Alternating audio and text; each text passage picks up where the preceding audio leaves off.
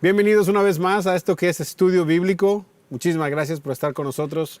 Estamos viendo el último capítulo de Nehemías y ha sido uno de los libros más fascinantes que hemos tenido y la verdad a mí me encanta esa historia. Mi nombre es Alan Álvarez, te doy la bienvenida, gracias por estar con nosotros y me acompaña mi querido amigo Abner España. Los dos somos pastores aquí en Iglesia Lakewood y bueno, vamos a hablar un poquito acerca de este gran libro. ¿A ti te gustó el libro? Me encantó el libro. Yo sé que a usted también le ha gustado el libro.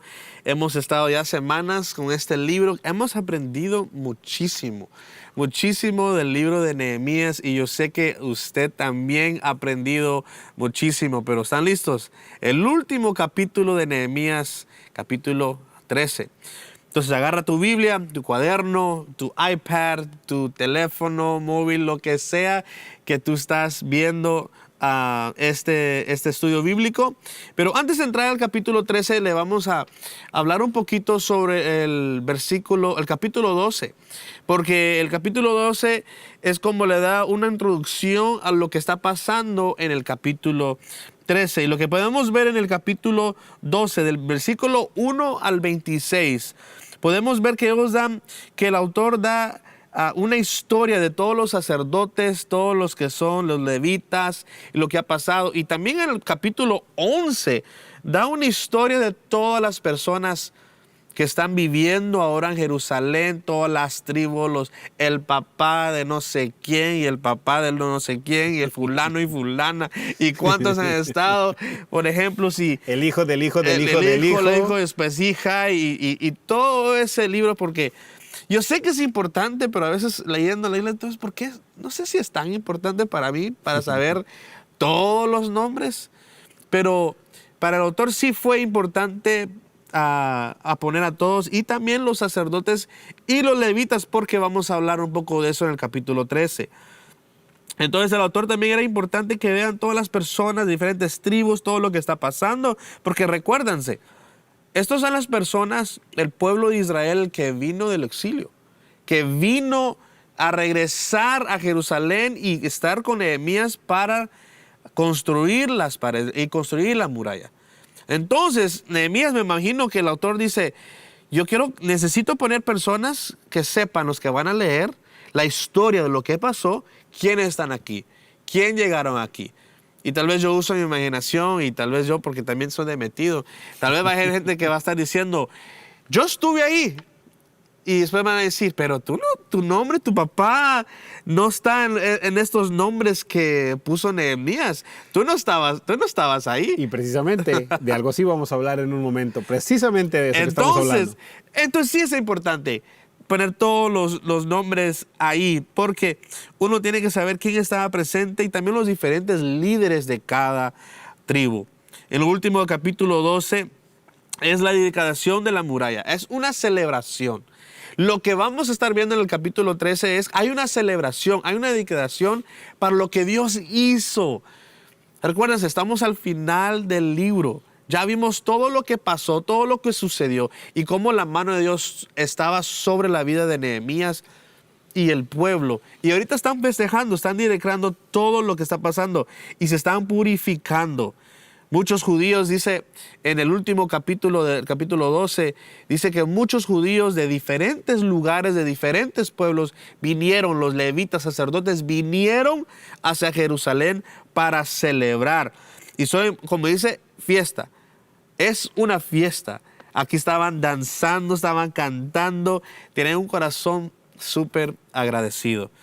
Y ahí es donde comienza el capítulo 13 de Nehemías. Están en fiesta. Entonces, en esa misma celebración, comienzan a leer el libro de Moisés, la ley. Comienzan a leerla, están festejando y dicen, vamos a leerlo.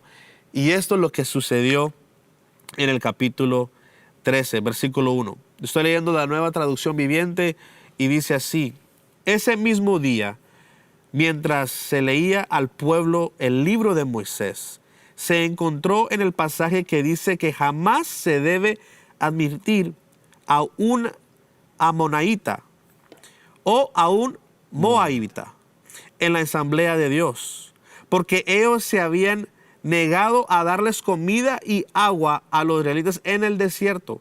Por el contrario, contrataron a Balaam, para que los maldijera, aunque nuestro Dios convirtió la maldición en bendición.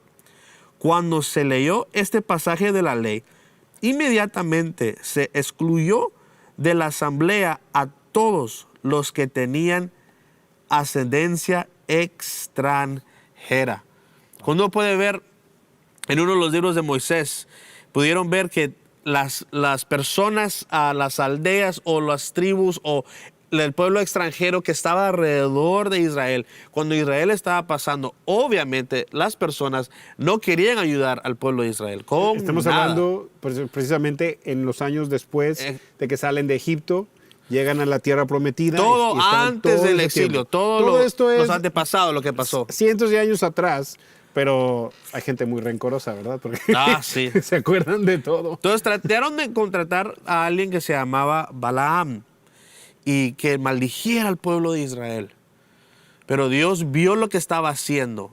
Y me encanta. Esa historia está muy buena para que lo vayan a leer, porque la Biblia dice que aunque Israel no sabía lo que estaba pasando, Dios cambió esa maldición a una bendición al pueblo de Israel.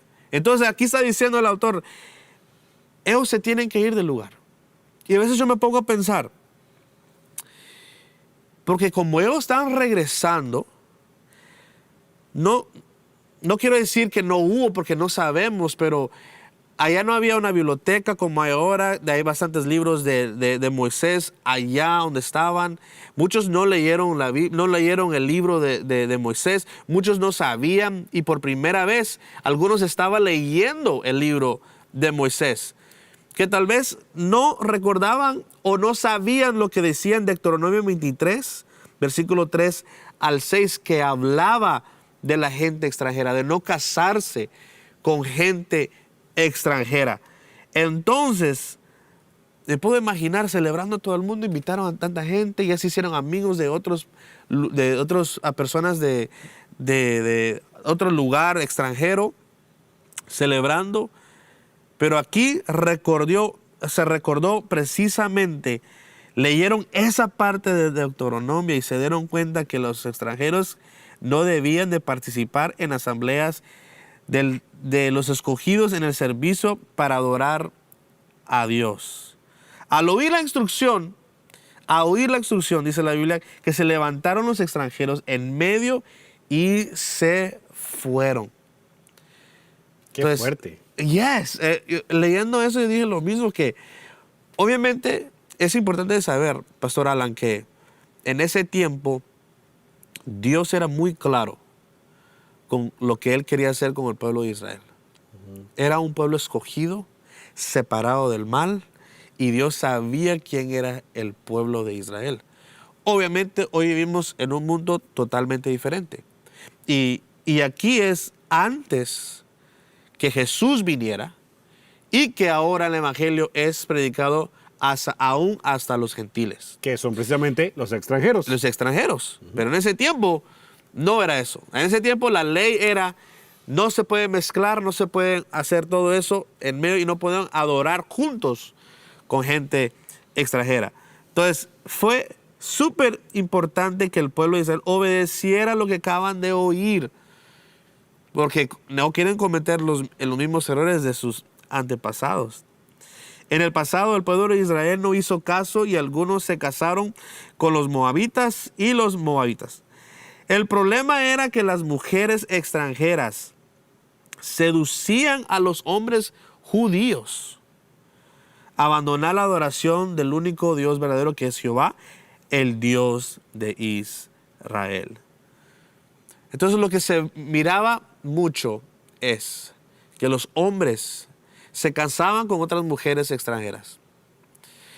Y no sé por qué los hombres se dejaban convencer o se dejaban de creer a los otros dioses que esas mujeres extranjeras tenían de costumbre, de su cultura, que adoraban a otros dioses.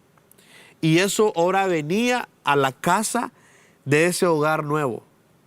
Y la Biblia decía firmemente en los libros anteriores, en libros de Moisés, que Dios no permitía eso, porque Dios sabía antemano que esto iba a pasar. No es porque tal vez los hombres no eran tan fuertes o no eran tal vez machistas, es decir, aquí no se va a adorar a otros dioses. Algo, como decimos aquí en inglés, something in the air en ese tiempo que las mujeres eran buenas para convencer. Aún en día también todavía soy también buenas para convencer. Sí. Okay.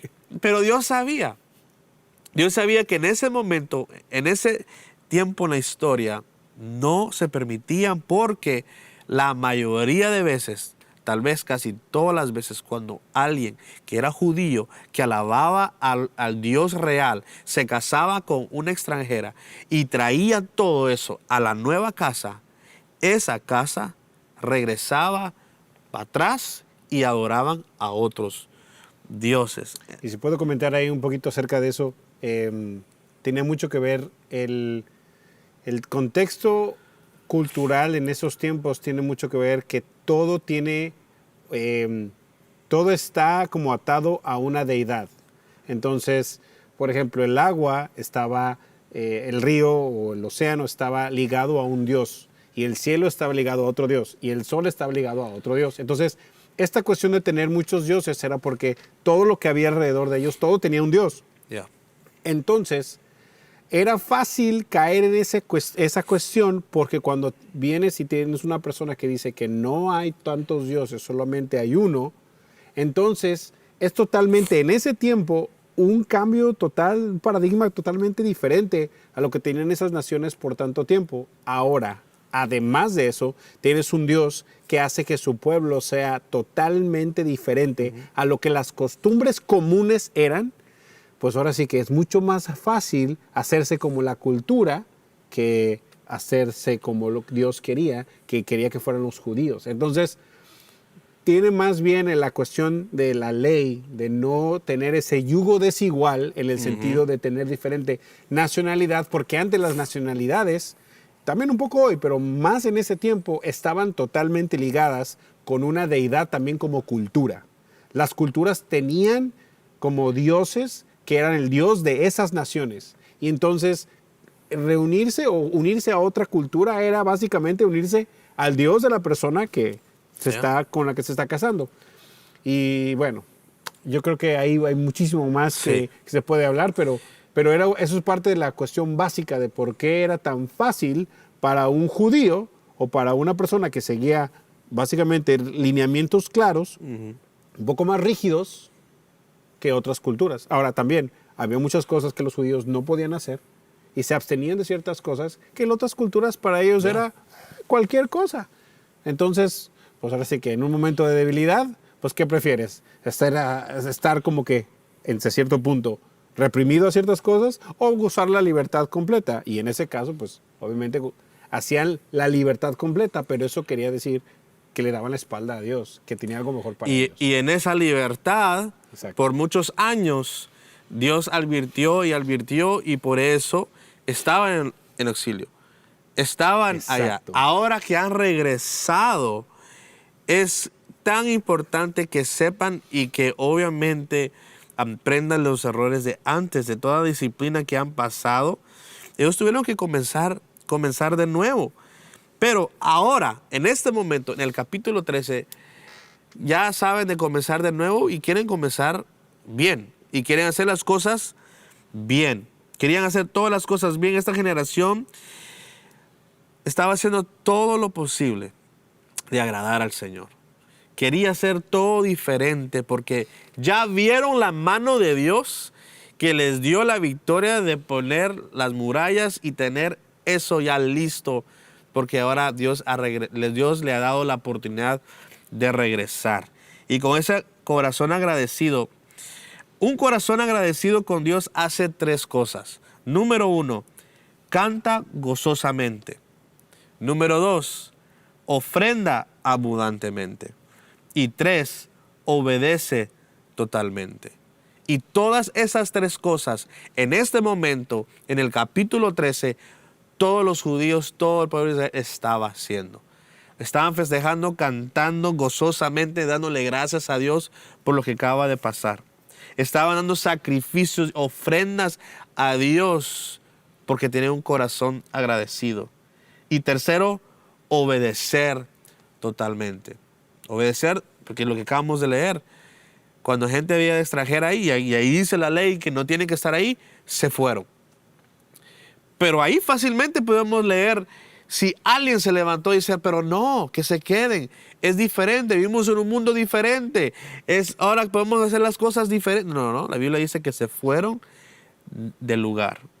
Entonces, esas tres cosas Israel estaba haciendo en ese momento, tiempo que estaban festejando.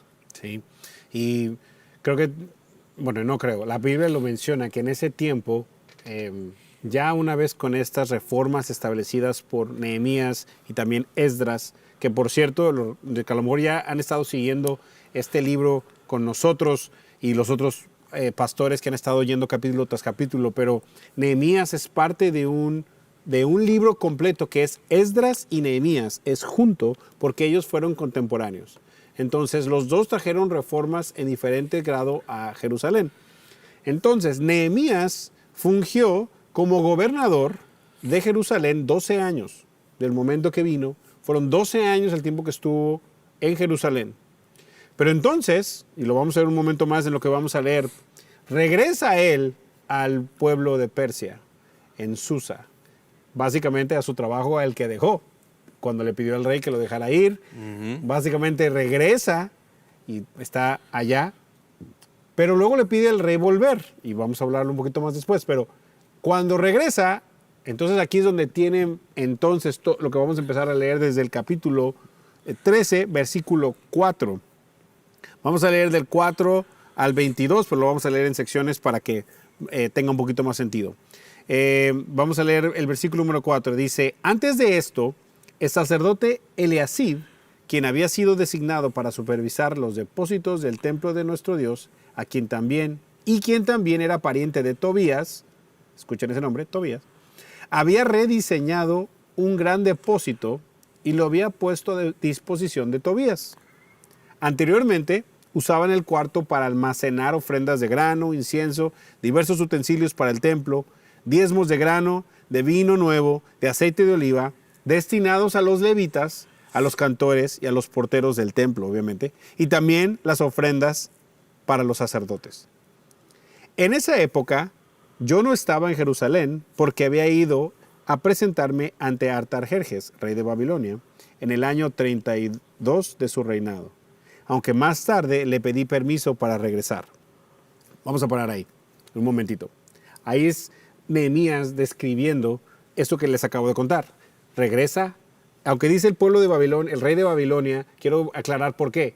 Persia conquistó Babilonia y Babilonia era una ciudad muy renombrada en ese tiempo, entonces decir que era el rey de Babilonia no quiere decir que era un reino diferente, no, es que había conquistado Babilonia ahora. Era como decir, conquistó la capital de ese lugar. Entonces sigue siendo el rey persa, Artajerjes, pero conquistó Babilonia, entonces se dice que era rey de Babilonia también. Entonces, regresa Nehemías con el rey Artajerjes, pero luego le pide regresar a Jerusalén y cuando regresa se da cuenta de algo que está pasando que es muy fuerte, que era Eliasib, que era el sumo sacerdote de ese tiempo, queda a cargo del templo y de todas las funciones que el templo tiene. Parte de las funciones del templo era que los que trabajan en el templo, los levitas, los cantores, los porteros, todos ellos, parte de lo que el pueblo traía como sus diezmos y las ofrendas, había una porción que les tocaba a cada uno de ellos, en cierta manera como pago, para que ellos pudieran también subsistir, para que pudieran comer. Esas ofrendas eran las ofrendas designadas, las porciones para ellos. Pero resulta, y sucede, como dicen por ahí, que este señor Tobías, que vamos a hablar de él ahorita, Tobías fue uno de los enemigos originales de Nehemías. En el capítulo 2, cuando veníamos, que él venía para Jerusalén y que había un tal Sanbalat y el árabe, Tobías estaba junto a él también. Tobías fue de los que estuvo en contra del muro, en contra de Jerusalén, quiso traer confusión, estuvo todo ese tiempo molestando y molestando y molestando para que no se cumpliera. Entonces Nehemías era alguien que conocía exactamente quién era Tobías. Pues entonces, imagínense que Nehemías se va y cuando regresa, el sumo sacerdote le puso una suite o un lugar para que Tobías, el enemigo de Israel, pusiera sus cosas dentro del templo. O sea, yo digo, descarados y este tipo. O sea, Tobías era enemigo, pero bueno, pues ya se hizo el muro y pues ya está bonito el templo, pues yo también quiero ser parte de esto, muy convenenciero de su parte. Pero aquí lo importante era que Eliasib, que era el sumo sacerdote, era pariente de él. Entonces, eso también tiene mucho que ver con lo que estamos hablando de unirse a diferentes culturas. ¿Por qué? Porque entonces esa hermandad que hay entre culturas, también las cuestiones morales son diferentes, pero como en una familia es familia, pues se le da oportunidad al primo o al tío o al pariente que pues está bien, no pasa nada, es que es mi primo. No, es que por eso fue tan clara la cuestión de los extranjeros. Entonces, Tobías había participado en el complot para estorbar la reconstrucción del templo, también para distraer al pueblo para que no regresaran a Jerusalén. Y muy campante, tiene una habitación, como les digo, una como suite, dentro del templo de Dios. Entonces, cuando Nehemías en el versículo 6 dice que en ese tiempo él no estaba, está diciendo, es que durante el tiempo que yo no estuve, este par de sinvergüenzas estaba haciendo esto. Cuando regresa él de nuevo de Persia, después de 12 años de gobernar, se va y regresa, se da cuenta de las libertades y del abuso de autoridad que ha tenido Eliasib. Es tanto lo que ya se torció la vida de Eliasib que estaba haciendo cosas contra Dios, al punto que también su mala administración hizo que la gente dejara de diezmar. Y entonces vamos a la siguiente parte de este capítulo. La gente empieza a diezmar y empieza a dejar de dar lo que le corresponde a los que trabajan en el templo. Por eso había espacio libre que, pues dijo, pues sí, no se está usando ese espacio. Si no se está usando esta recámara donde poníamos cosas, pues se la voy a dar al enemigo. O sea, en pocas palabras, hay muchas cosas que vemos no es un niño al normal. pueblo de Israel y personas que hacen cosas que uno dice, ¿no que pudiste aprender desde el principio de todos tus antepasados? Y si fue una persona que es enemigo, o tal vez Tobías fue alguien que era súper bueno para convencer a la gente. No, definitivamente tenía influencia en esa área. Entonces, como tenía influencia, se sabía mover en diferentes círculos y por eso pues, pudo llegar a hacer esto. Aparte que tenía obviamente cierto parentesco con Eliasib. Pero bueno, entonces vamos al versículo número 7, que dice, cuando regresé a Jerusalén, este es Nehemías hablando, me enteré del acto perverso de Eliasib de proporcionarle a Tobías una habitación en los atrios del templo de Dios. Me disgusté mucho y saqué del cuarto todas las pertenencias de Tobías. Luego exigí que purificaran las habitaciones y volví a colocar los utensilios para el templo de Dios, las ofrendas de grano y el incienso. O sea, llega Nehemías ahora sí que a poner orden. Exacto. A ver, ahora sí que me sacan todas las chivas, me sacan todas las chivas de este tipo, todas sus cosas las sacan de aquí y no nomás saquen eso, es purifiquen. Ya. Porque estamos hablando que Tobías también era un extranjero. El estar dentro del templo ya lo había contaminado. Tenían que purificar eso. Y entonces abre espacio para purificar y regresa las cosas que pertenecen ahí y saca a quien no pertenece ahí. Yo lo que tengo que decir acerca de eso es que un verdadero líder pone orden. Exacto. Pone orden sin importar a quién tenga que exhibir y a quién tenga que confrontar. Si Tobías tenía esa posición privilegiada, es porque a lo mejor tenía cierta influencia, cierto poder. Y definitivamente al hacer esto de sacar las cosas de Tobías, está exhibiendo públicamente al sumo sacerdote y diciendo, él no hizo bien su trabajo, él no está haciendo bien las cosas, aquí vengo yo y no importa que lo que diga él, me sacan todo esto de aquí, pum, y lo sacó. Versículo número 10. Por si no fuera poco, ahí va más. Así como, wait, there's more. También descubrí que no se les había entregado a los levitas las porciones de comida que les correspondían.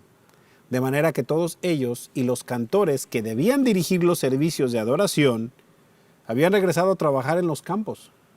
Inmediatamente enfrenté a los dirigentes y les pregunté, ¿por qué ha sido descuidado el templo de Dios? Luego pedí a todos los levitas que regresaran y los reintegré para que cumplieran con sus obligaciones. Entonces, una vez más, todo el pueblo de Judá comenzó a llevar sus diezmos de grano, de vino nuevo y de aceite de oliva a los depósitos del templo. Qué fuerte es cuando hay un liderazgo de corrupción, donde el interés personal va más allá de la responsabilidad de ser líder, de servir a los que tenía que servir. En este punto están hablando de lo que estábamos hablando en un momentito atrás. Las personas responsables del cuidado del templo y de hacer los servicios de adoración dejaron de recibir su parte, su porción. Entonces, al no poderla recibir o no recibirla, pues básicamente porque la falta de moral del sumo sacerdote, dejando entrar extranjeros al templo y básicamente haciendo lo que él quería, el pueblo dijo, bueno, pues si ellos hacen eso, pues yo no tengo que dar. Entonces, ¿cómo la mala interpretación o el mal uso de la autoridad causa que la gente que está sirviendo también use mal la autoridad o haga mal uso de sus responsabilidades? Entonces, ellos dejan de diezmar, por eso hay espacio libre, le dan chance a Tobías o le dan oportunidad a Tobías a que entre ahí, pero quiere decir que entonces las personas estas se quedan sin trabajo. ¿Y qué tienen que hacer? Pues irse al campo a trabajar, porque es eso o no comen. Entonces, otra cosa importante que dice en el versículo 11, inmediatamente enfrenté a los dirigentes y les pregunté. Ahora, los dirigentes eran los líderes de Jerusalén, no el líder religioso, no el sumo sacerdote, a él ya como que dice, ya lo regañaron. Estamos hablando de los dirigentes, porque el templo le pertenecía a Jerusalén, los dirigentes tenían que asegurarse que como nación nueva, agradecida, después de haber pasado un tiempo donde ya leímos ya levantamos los muros, leímos la palabra, la ley, ya estamos restituidos, era su responsabilidad mantenerlo todo, pero no lo hicieron. Es más, le dejaron a Eliasib que hiciera lo que quisiera. Tanto fue que no le pusieron atención que llegó hasta ese grado. Entonces, Nehemías viene así con fuerza a restituir todo lo que básicamente había trabajado por 12 años. A lo que yo voy con esto es, Nehemías trabaja 12 años, restituye todo, se va muy tranquilo pensando que las cosas están bien y cuando regresa todo está de cabeza de nuevo. El templo no está cuidado, hay corrupción, hay extranjeros y enemigos de Dios dentro del templo. No, es que eso totalmente se fue al desorden. Y bueno, entonces sigue inmediatamente frente a los dirigentes porque han hecho esto y descuidado el templo de Dios. Luego pedí a todos los levitas que regresaran y los reintegré para que cumplieran sus obligaciones. Y ahí nos da muestra de que Nehemías llama a los levitas y a la gente, viendo que la gente volvió a ver que todo se estaba restituyendo, estaba volviendo a su lugar, estaba viendo otra vez un orden. Entonces ellos, en el versículo 12, dice, entonces una vez más, todo el pueblo de Judá comenzó a llevar sus diezmos de grano, de vino nuevo y de aceite de oliva a los depósitos del templo. O sea, básicamente todo volvió a su lugar. Porque había una persona con el celo de Dios y con la habilidad y el liderazgo para decir lo que hay que corregir, hay que corregirlo. Yeah. Le guste quien le guste, le duela a quien le duela. Restituimos a quien tenemos que restituir y hacemos las cosas bien. Y cuando la gente ve que los líderes están haciendo las cosas bien, la gente apoya. Yeah. Entonces ellos se reactivaron. A lo mejor algunos a regañadientas, obligados, pero otros a lo mejor dijeron, bueno, con Nehemías sí lo hacemos. Sí. Y versículo 13, vamos a avanzar un poquito más, dice, como supervisores de los depósitos asigné al sacerdote Selemías, al escriba Sadoc y a Pedaías, uno de los levitas. Como ayudante de ellos nombré a Anán, hijo de Zacur y nieto de Matanías. Estos hombres gozaban de una excelente reputación y su tarea consistía en hacer distribuciones equitativas a sus compañeros levitas. Entonces, resulta que a este punto ya todo esto que pasó, él restituye todo y asigna a un nuevo liderazgo. Y entonces les da la responsabilidad a quienes sí pueden hacerlo. Y entonces Nehemías se encarga de que no nomás poner orden, sino poner a la gente que debe de estar donde debe de estar y darle la responsabilidad que tiene, con una cualidad importante que decía: son personas de excelente reputación, que nos da a decir que aunque hay líderes que están haciendo cosas malas, siempre hay gente buena y honorable que está haciendo lo que tiene que hacer. A esas personas hay que buscarlas para ponerlas en lugares de honor y de responsabilidad para que sirvan bien al pueblo. Y eso es algo que después dice en el versículo 14. Yo me puedo imaginar a Nehemías que levanta los ojos y dice en el versículo 14: recuerda esta buena obra, oh Dios mío, y no olvides todo lo que fielmente he hecho por el templo de mi Dios y sus siervos. Y entonces pasa eso, que él, al ver que nadie va a premiar sus cosas o sus acciones, él se las dedica a quien sí lo puede premiar, que es a Dios. Que nos dice que los líderes no están ahí para buscar reconocimiento de los hombres. Están ahí por llamado. Y están ahí porque saben quién es el que en realidad va a darles la victoria y quién les va a dar la recompensa que tienen que tener. Y bueno, entonces tenemos toda esta cuestión de lo que está haciendo Nehemías y poniendo orden, porque el servicio en el templo pues no se está dando, el sumo sacerdote no está haciendo las cosas que tenía que hacer, los levitas ya fueron restituidos o no habían sido restituidos, no habían sido pagados. Está poniendo orden en todos lados. Parte de eso también está en el versículo 15 al 22. Y lo voy a leer completa esa parte, del 15 al 22, para darnos un poquito de contexto. En esos días vi a unos hombres de Judá pisando en sus lagares en el día de descanso.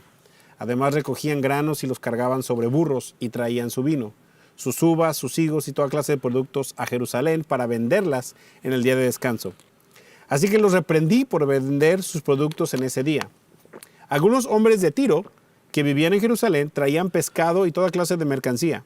La vendían al pueblo de Judá en el día de descanso y nada menos que en Jerusalén. De modo que confronté a los nobles de Judá: ¿por qué profanan el día de descanso de este modo tan perverso?, les pregunté. ¿Acaso no fueron cosas como estas las que hicieron sus antepasados y provocaron que nuestro Dios hiciera caer sobre nosotros y nuestra ciudad toda esta desgracia? Ahora ustedes provocan aún más enojo contra Israel al permitir que el día de descanso sea profanado de esta manera. Entonces ordené que todos los viernes se cerraran las puertas de Jerusalén al caer la noche y no se abrieran hasta que terminara el día de descanso. Envié a algunos de mis propios sirvientes a vigilar las puertas para que no pudieran entrar ninguna mercadería en los días de descanso. Los mercaderes y los comerciantes de diversos productos acamparon fuera de Jerusalén 1 o 2 veces, pero yo les hablé duramente diciendo: ¿qué pretenden acampando aquí afuera alrededor de la muralla? Si lo hacen otra vez, los arrestaré. Esa fue la última vez que aparecieron en el día de descanso. Luego ordené a los levitas que se purificaran y vigilaran las puertas para preservar la santidad del día de descanso. Recuerda también esta buena obra, oh Dios mío. Ten compasión de mí conforme a tu grande e inagotable amor. Toda esta sección tiene que ver con que también el día de reposo lo habían profanado. Yeah. Se va y cuando regresa, el día de reposo, siendo algo tan claro en los 10 mandamientos, en la Torah, en la ley de Moisés. Hasta hoy en día. Hasta hoy en día. Habla acerca de que ellos trabajaban. Se subían en sus burros todo lo que tenían de mercancía, lo que cosechaban, y luego lo vendían. O sea, había también negocio el día de... Pero ¿por qué, Alan? Porque esa era costumbre de gente extranjera. Exacto. Eso era algo que venía de otros lados. ¿Por qué? ¿por qué vas a descansar? Si podemos trabajar más, ganar más dinero o hacer... Es algo que es extraño cómo Israel, con todo lo que pasaron,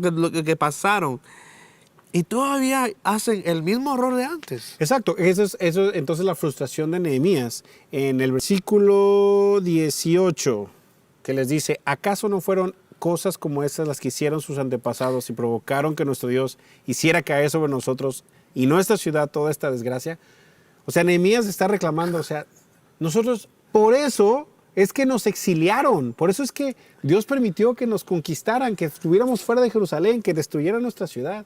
Ya logramos estar otra vez ahí y ustedes vuelven a lo mismo, vuelven otra vez a profanar el día de descanso, a no santificar el templo, todas estas cosas. Esa era la frustración tan grande de Nehemías. Y entonces él hace cosas para poder asegurarse que todo el orden se restituya. Y en este caso es a los que querían hacer negocio, cerraba las puertas de la ciudad al final del viernes, porque no sé si saben, el día de descanso en la ley hebrea es el sábado. Entonces, viernes en la noche se cerraba y se abría hasta el domingo en la mañana. Todo el sábado estaba cerrado. Entonces nadie podía hacer negocio, nadie podía hacer nada. Pone personas para que se aseguren de eso. Toda esa cuestión. Entonces, una vez más, por todo esto que está haciendo, él dice, Señor, acuérdate de mí, de todo lo que está pasando, que con tu misericordia, dice, recuerda también esta buena obra, Señor, ten compasión de mí conforme a tu grande e inagotable amor. Y una vez más, Nehemías otra vez haciendo estas cosas porque la gente no entendía. Entonces, ahora, al final del capítulo, podemos ver todo el orden que él está poniendo, que todo que regresó, todo lo que hizo Tobías, todo lo de Días. Ahora está en un lugar que como comenzamos desde el principio, la gente extranjera. Ahora él estaba viendo que gente se estaba casando con gente extranjera. Cuando ya habían hablado de eso, ¿verdad? Exacto. Entonces, pastora, me vas a ayudar del versículo 23 al versículo 25. Dice, por el mismo tiempo me di cuenta de que algunos de los hombres de Judá se habían casado con mujeres de Asdod, Amón y Moab. Además, la mitad de sus hijos hablaban el idioma de Asdod o de algún otro pueblo y no podían hablar en absoluto la lengua de Judá. De modo que confronté a los hombres y pedí que cayeran maldiciones sobre ellos. Bueno, ella estaba muy molesto, ¿verdad? Sí. Golpeé a algunos y les arranqué el cabello. Los hice jurar por el nombre de Dios que no permitirían que sus hijos o sus hijas se casaran con la gente pagana de la región. Imagínense, No, ya. ya está a lo último. Ya es el colmo. Mira, aquí es diferente. Obviamente uno le pueden regañar o algo, pero dice que les golpeó, les arrancó el pelo. Nos agarramos. Así, arrancó el pelo, le hizo de todo. Ya el enojo ya estaba hasta acá, porque él se recuerda de los antepasados, del error de casarse con gente extranjera. Es como diciendo, Nehemías, ¿ustedes quieren regresar a hacer exilio a otros lados? ¿Ustedes quieren regresar a lo de antes? Estamos festejando lo que está pasando y lo que Dios hizo. Y ahora veo esto. Es que él sabía, Nehemías sabía que la influencia y las culturas de alguien de otro país, de otra región, otra cultura, es poderoso, es algo que sí se puede pasar. Por ejemplo, hoy en día es diferente, porque obviamente sabemos que Jesús vino, murió en la cruz y ahora el evangelio también solo para los gentiles, ahora el mensaje es para todo el mundo. Por ejemplo, yo soy de Guatemala, mis papás son de Guatemala y mi esposa es mexicana. Y el pastor Alan, tú eres mexicano y tu esposa es de Costa Rica. De Costa Rica. Entonces sí podemos ver esas costumbres de mis hijos, tienen costumbres mexicanas y también costumbres de Guatemala. Y ahora que estamos viviendo en los Estados Unidos, yo nací en los Estados Unidos, yo hablo bien en inglés, crecí en las escuelas aquí, que yo hablo más en inglés en casa. Y cuando leía esto que los hijos estaban ahora en el idioma de los otros, es verdad. Y esto pasa hoy en día. Exacto. Hasta los dichos, ¿no, pastor? Sí. Dichos diferentes. Por ejemplo, cuando yo me casé con mi esposa, yo le dije, vamos a ir a la piscina. Y ella me decía, piscina, ¿qué es piscina? Ella me dijo, en inglés dice, pool, like, to go swim, a nadar. Oh, la alberca. I'm like, what? Qué feo ese nombre, ¿qué? La alberca. Ok. Es diferentes cosas que uno dice. Por ejemplo, que es diferente de Costa Rica y de México. Hay muchísimas palabras que son diferentes. Yo lo que sí puedo decir es que hay algunas cosas que yo como mexicano no puedo y no debo decir en casa de mis suegros, por ejemplo. Y hay cosas que mi esposa a lo mejor no debió haber dicho o no debe de decir en mi casa, de donde yo vengo con mis papás. ¿Por qué? Porque sin querer puede ofender. Yeah. Porque hay palabras que son diferentes, pero donde nos entendemos todos muy bien es en la comida. Eso sí. Comida para los dos lados, muy rica comida. Me encanta la comida mexicana.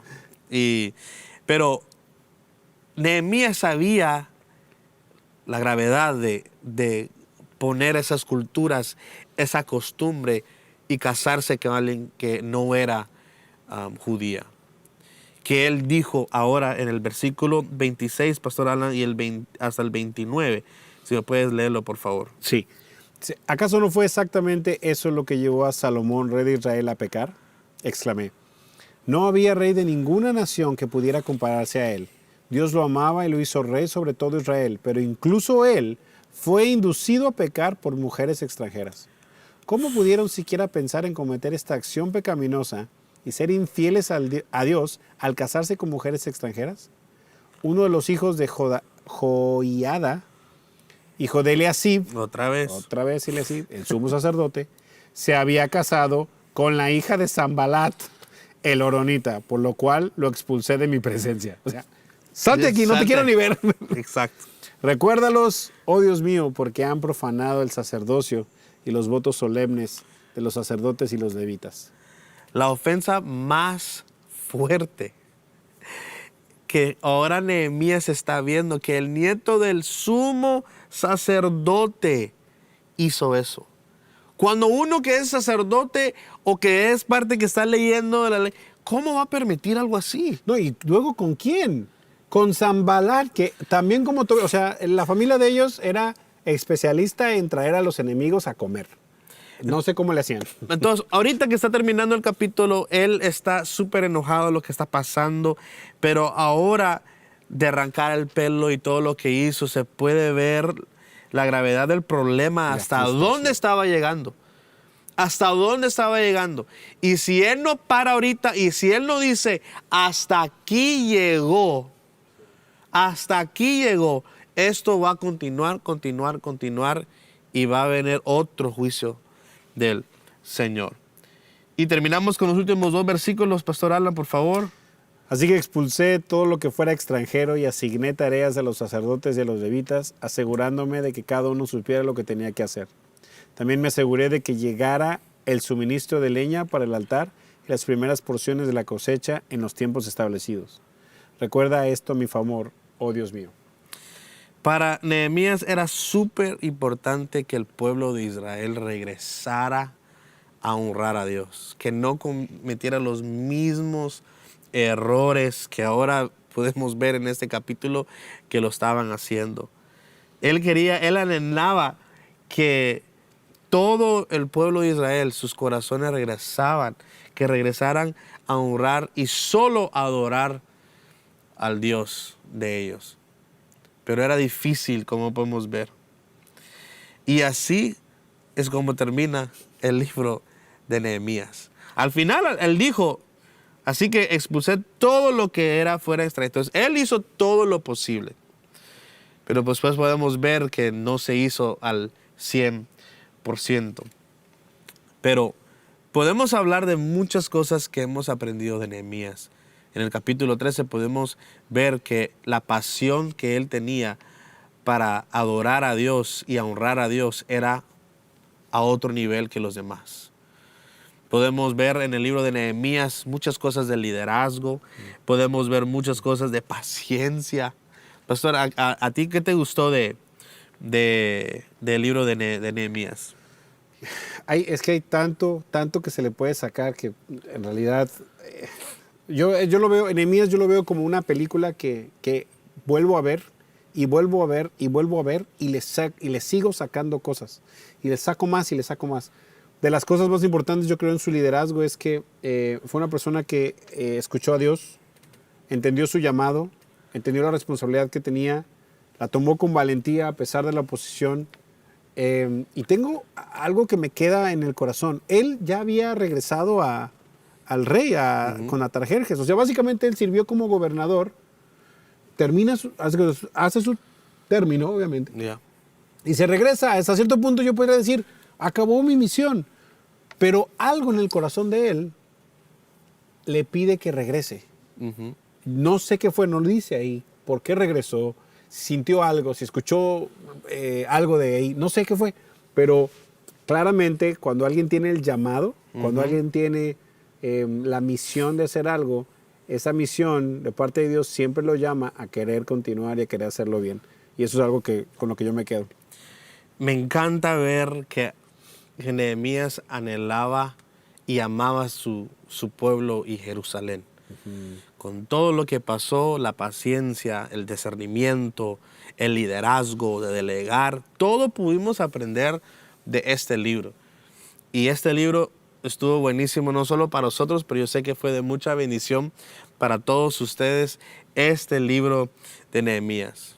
Pero antes de terminar, queremos orar, tomar ese tiempo para orar. Vamos a orar. Bendito Dios, te damos gracias por todo este estudio bíblico que concluimos este libro de Nehemías el día de hoy.